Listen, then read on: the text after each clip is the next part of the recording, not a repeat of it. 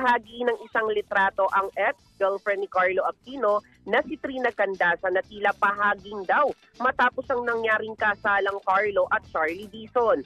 Nag-post si Trina sa kanyang Instagram account ng blankong bahagi ng isang pader na may lotus emoji. Walang nakalagay rin ng ibang caption pero ang ibig sabihin daw ng post ni Trina ay kapayapaan. Maraming netizen naman ang nagbigay ng comfort message para kay Trina. Komento ng mga supporters ni Trina, makakatagpo rin ng lalaking karapat-dapat sa iyo at mamahalin ka ng totoo. Nabatid na may isang anak si Carlo kay Trina.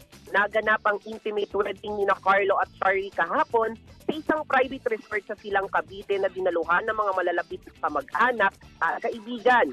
Samantala, matapos ang 13 taong pag-aantay, officially anal na ang kasal ni na Jody Santa Maria at Pam Lacson. Sa mahabang mensahe ni Jody sa kanyang IG account, sinabi ng aktres na hindi naging madali ang paghihintay na mahigit isang dekada kung saan minsan na rin niyang kinuwestiyon ang plano sa kanya ng Panginoon. At yan ang entertainment news na nag-iisang Diyosa sa balat ng radyo.